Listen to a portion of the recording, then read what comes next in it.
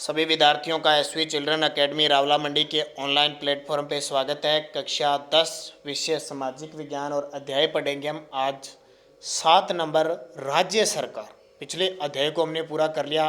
केंद्र सरकार मैंने सीधा भी पहले आपको पढ़ा दिया, फिर बोर्ड पे भी आपको करवा दिया। आशा करता हूँ वो सारी चीज़ें आपको समझ में आ गई, क्योंकि वहाँ से 7 नंबर का क्वेश्चन आने वाला है। 7 नंबर किसको कहते हैं, बहुत इंपॉर्टेंट, बेहद इंपॉर्टेंट पार्ट है और बड़ा ही आसान सा पार्ट है। वो तो था सारा केंद्र सरकार। केंद्र सरकार में जैसे संसद होती है, फिर राष्ट्रपति है, लोकसभा, राज्यसभा, उपराष्ट्रपति, प्रधानमंत्री और उच्चतम न्यायालय।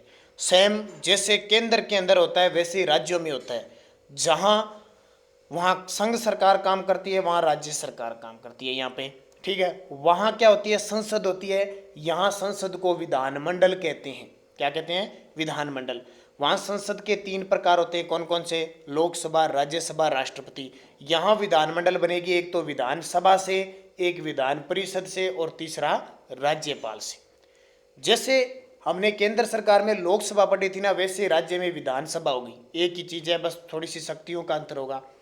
वहाँ जैसे हमने राज्यसभा पढ़ी थी, यहाँ विधान परिषद पढ़ेंगे। और वहाँ जैसे हमने राष्ट्रपति पढ़ा था, वैसे राज्यपाल पढ़ेंगे। वहाँ हमने प्रधानमंत्री पढ़ा था, यहाँ मुख्यमंत्री पढ़ेंगे। वहाँ हमने उच्चतम न्यायालय पढ़ा था, यहाँ उच्च न्यायालय पढ़ेंगे। तो अंतर नहीं है। जिसको छठा पाठ समझ में आ गया, सातवां बहुत आसान था। कुछ चीज़ें हैं वो आप आराम से समझोगे। तो मैं इसको पहले बता दिया।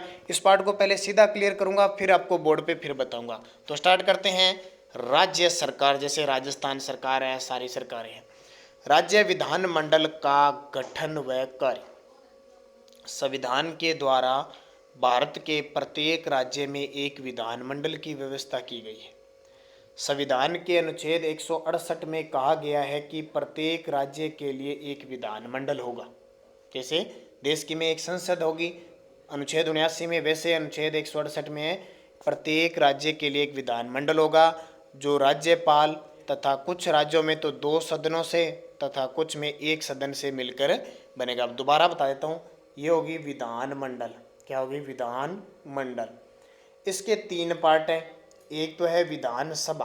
कौन सी है, विधानसभा। दूसरा सदन हो गया इसका विधान परिषद। विधान, ये सभा, ये परिषद। ठीक है। तीसरा हो गया राज्यपाल। क्या हो गया, राज्यपाल। अब देखो, विधानमंडल 3 चीजों से मिलकर बनती है, विधानसभा, विधान परिषद और राज्यपाल से। अब देश में तो संसद में तो लोकसभा, राज्यसभा, राष्ट्रपति तीनों होने चाहिए, तब वो संसद बनेगी। लेकिन राज्यों में जरूरी नहीं है। राज्यों में विधान परिषद सभी राज्यों में होना कोई जरूरी नहीं है। राज्यों में विधानसभा और राज्यपाल 2 ही होगी तो ही विधानमंडल कहलाएगी। राज्यों के अंदर 2 प्रकार की विधानमंडल होती है। कौन कौन सी, एक सदनात्मक और द्विसदनात्मक 2 प्रकार की होती है। एक सदनात्मक का मतलब होता है जिस राज्य में अकेली विधानसभा और उसके साथ राज्यपाल होता है, जैसे हमारे राजस्थान में भी है। द्विसदनात्मक का मतलब होता है जिसमें विधानसभा भी होती है और विधान परिषद भी होती है, राज्यपाल तो होता ही है। जब तीनों से मिलकर, यानी जिसमें विधान परिषद होगी ना, उस राज्य की विधानमंडल कहलाएगी द्विसदन, और जिस राज्य में अकेली विधानसभा होगी वो कहलाएगी एक सदनीय। तो तीनों विधानमंडल में आते हैं, लेकिन जरूरी नहीं है कि तीनों आए। विधानसभा, राज्यपाल आनी जरूरी है, ये आए न आए। अब वर्तमान में हमारे देश में 28 राज्य है, लेकिन 6 ही राज्य ऐसे हैं जहाँ पे विधान परिषद है। और वो कौन कौन से, कर्नाटक के अंदर है। ठीक है, सूत्र बताऊंगा मैं अभी आपको। जैसे सूत्र याद रखना, कम बात, इतना याद रखना। कम बात का मतलब कर्नाटक, आंध्र प्रदेश, महाराष्ट्र, बिहार, ठीक है, और तेलंगाना। और एक रह गया, कितने 6 करने थे ना अपने। हाँ, आंध्र प्रदेश आ गया, और तेलंगाना आ गया, बिहार आ गया, कर्नाटक आ गया, महाराष्ट्र आ गया। और कम, यहाँ पे यू करना है, कम बात, या बी यू कर, या सॉरी, थोड़ा सा दोबारा बताता हूँ आपको। कम, CUM करना है, CUM, कम बात। ये सूत्र है 6 राज्यों में। पहले 7 में था, अब जम्मू कश्मीर में हटगी विधान परिषद। तो कर्नाटक, उत्तर प्रदेश, महाराष्ट्र, बिहार, आंध्र प्रदेश, तेलंगाना। अब आगे पढ़ेंगे अपने, तब बताऊंगा मैं। अभी यहाँ एक लाइन आई थी, उसके बारे में कहा है मैंने। देखो, कुछ राज्य में 2 सदनों से और कुछ में 1 सदन से। तब मैंने बताया कि सदन 2 होते हैं। जिन राज्यों में 2 सदन हो गए, यानी द्विसदनात्मक हो गए, उनके नाम क्रमशः विधानसभा और विधान परिषद होगी। राज्यपाल तो होता ही होता है। प्रत्येक राज्य में जनता द्वारा वयस्क मताधिकार के आधार पर, वयस्क मताधिकार के मतलब जिसकी 18 वर्ष आयु पूर्ण हो चुकी है और मतदाता सूची में नाम हो, आधार पर निर्वाचित प्रतिनिधियों का एक सदन होता है, वो विधानसभा कहलाते हैं। विधानमंडल के इस सदन को क्या कहते हैं? विधानसभा। जिन राज्यों में विधानमंडल का दूसरा सदन है उसे विधान परिषद कहते हैं। राज्यों के विधानमंडल एक सदनात्मक हो या द्विसदनात्मक, इस बात के निर्णय का अधिकार राज्य में निर्वाचित प्रतिनिधियों और भारतीय संसद को ही है। वर्तमान समय में भारतीय संघ के केवल 7 राज्यों उत्तर प्रदेश, जम्मू कश्मीर, महाराष्ट्र, कर्नाटक, बिहार, आंध्र प्रदेश और तेलंगाना में द्विसदनात्मक व्यवस्थापिका व शेष राज्यों में एक सदनात्मक। अब यहाँ मैंने 6 बताए, अब आप कहोगे सर 7 कैसे बता दिए? तो ये जम्मू कश्मीर में हट गई भी, ताज़ा रिपोर्ट लिखनी है। वैसे तो क्या लिखोगे कि पहले 7 राज्यों में थे, वर्तमान में 6 राज्यों में। अगर इतनी बात लिखोगे तो एग्जामिनर आपसे प्रभावित होगा। तो अब जम्मू कश्मीर को केंद्र शासित प्रदेश बना गया तो वहाँ तो हट गई। फिर देखो, द्विसदनात्मक व्यवस्थापिका वाले इन 7 राज्यों में राज्य विधानमंडल निम्नलिखित 3 है। एक राज्यपाल होगा, एक होगा विधानसभा जिसको कहते हैं लेजिस्लेटिव असेंबली, जिसे प्रथम या निम्न सदन कहते हैं। फिर विधान परिषद जिसको लेजिस्लेटिव काउंसिल कहते हैं, काउंसिल यानी परिषद, असेंबली यानी सभा, जिसे द्वितीय या उच्च सदन कहते हैं। ये तो हो गया द्वितीय सदन, लेकिन उच्च सदन है, ये प्रथम है लेकिन निम्न सदन है। वही समस्या, वही बात जो हमने लोकसभा राज्यसभा के अंदर पढ़ी थी। अब एक एक करके इनकी चर्चा करते हैं। नंबर 1, विधानसभा का गठन। विधानसभा विधानमंडल का प्रथम और लोकप्रिय सदन है। विधानसभा विधानमंडल का प्रथम भी है और लोकप्रिय क्यों? क्योंकि इसमें जनता बढ़ चढ़ कर भाग लेती है और इनके जो सदस्य हैं उनको एमएलए कहते हैं। एमएलए यानी जिसको हम हिंदी में क्या कहते हैं? विधायक। विधानसभा और विधान परिषद के सदस्यों को विधायक कहते हैं, अंग्रेजी में कहते हैं एमएलए। इसका मतलब क्या हुआ? Member of legislative assembly, member of legislative assembly. और जहाँ विधान परिषद के सदस्य है वहाँ आ जाएगा एमएलसी आ जाएगा विधान परिषद के, तो मेंबर ऑफ लेजिस्लेटिव काउंसिल। तो हमारे राजस्थान में एमएलए है तो एमएलए याद रखना है। समझ में आ गई बात? लोकप्रिय इसलिए कि जनता बढ़ चढ़कर भाग लेती है। अब देखिए सदस्य संख्या। संविधान में राज्य की विधानसभा के सदस्यों की केवल न्यूनतम और अधिकतम संख्या निश्चित की गई है। संविधान के अनुच्छेद 170 के अनुसार राज्य की विधानसभा के सदस्यों की अधिकतम संख्या 500 हो सकती है, यानी एक राज्य में 500 तक विधानसभा सदस्य हो सकते हैं और न्यूनतम 60 होगी। चुनाव के लिए प्रत्येक राज्य को भौगोलिक आधार पर अनेक निर्वाचन क्षेत्रों में इस प्रकार विभाजित किया जाता है कि विधानसभा का प्रत्येक सदस्य कम से कम 75,000 जनसंख्या का प्रतिनिधित्व करे। जैसे अपने अनूपगढ़ विधानसभा है ना, अपने राजस्थान में विधानसभा सीटें कितनी है? 200। सबसे ज़्यादा उत्तर प्रदेश में 403 और सबसे कम सिक्किम में है 36। तो देखो जहाँ जनसंख्या के हिसाब से तो अपने अनूपगढ़ में 75,000 के आसपास जनसंख्या है, उससे ज़्यादा भी यानी 75,000 पर एक विधायक होगा, एमएलए होगा, तो सदस्य बनेगा। स्थान आरक्षण देखो, राज्यों की विधानसभाओं में अनुसूचित जातियों और जनजातियों, जातियों का मतलब था एससी, जनजातियाँ मतलब एसटी में स्थानों के आरक्षण की व्यवस्था 95 में संवैधानिक संशोधन 2009 के अनुसार जनवरी 2020 तक के लिए है। अब ये 2030 तक कर दी, ध्यान रखना। राज्य की विधानसभा के निर्वाचन के बाद यदि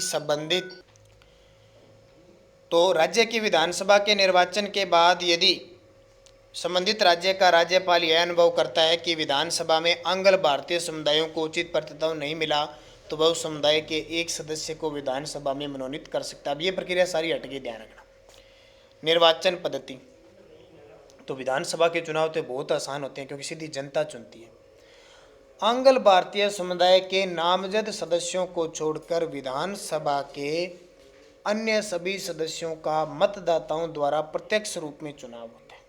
प्रत्यक्ष यानी जनता देती है, प्रत्यक्ष हो गया। चुनावों के लिए वैश्विक मताधिकार और संयुक्त निर्वाचन प्रणाली साधारण बहुमत की पद्धति अपनाई गई है। सभी निर्वाचन क्षेत्र एकल सदस्य हैं। योग्यता क्या है? यानी साधारण बहुमत पद्धति का मतलब है बस जनता आराम से चुन देती है। विधानसभा की सदस्यता के लिए व्यक्ति को निम्नलिखित योग्यता प्राप्त होनी चाहिए।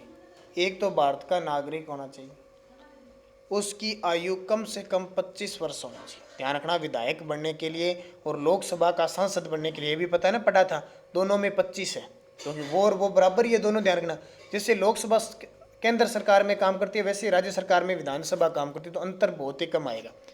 वह भारत सरकार या राज्य सरकार के अधीन लाभ का पद धारण किए हुए न हो, वह पागल या दिवालिया घोषित न किया जा चुका हो, वह संसद या राज्य के विधानमंडल द्वारा निर्धारित शर्तों की पूरी करता हो। सदस्यों की सदस्यता का अंत। विधानमंडल के दोनों सदनों की सदस्यता का अंत निम्न में से किसी भी परिस्थिति में हो सकता है। कोई भी व्यक्ति यदि राज्य विधानमंडल के दोनों सदनों का निर्वाचित होता है तो उसे एक सदन से त्यागपत्र देना होगा। इसी प्रकार कोई भी व्यक्ति राज्य के विधानमंडल को और संसद दोनों का एक साथ सदस्य नहीं रह सकता। कोई भी सदस्य यदि विधानमंडल के संबंधित सदन की बैठक में सदन की आज्ञा के बिना लगातार 60 दिन तक अनुपस्थित रहता है, यदि किसी सदन का सदस्य हो चुकने के बाद उसमें सदस्यता के लिए निर्धारित योग्यता नहीं रह जाती या उसमें कोई निर्धारित अयोग्यता पैदा हो जाती है। देखो, अगर 60 दिन तक विधानसभा में नहीं जाता है ना, तो उसकी सदस्यता रद्द हो जाती है। कार्यकाल। राज्य विधानसभा का कार्यकाल 5 वर्ष होता है। राज्यपाल द्वारा उसे समय से पूर्व भी भंग किया जा सकता है, परंतु यदि संकट काल की घोषणा प्रवर्तन में हो, 352, 356, 360 पढ़ा था ना, अगर वो चल रही हो तो संसद विधि द्वारा विधानसभा का कार्यकाल बढ़ा भी सकती है, जो एक बार में 1 वर्ष से अधिक नहीं होगा। एक बार में 1 वर्ष तक बढ़ा सकते हैं। किसी भी अवस्था में संकट काल की घोषणा समाप्त होने के बाद 6 माह की अवधि तक नहीं होगी। ठीक है। पदाधिकारी। प्रत्येक राज्य की विधानसभा के 2 मुख्य पदाधिकारी होते हैं।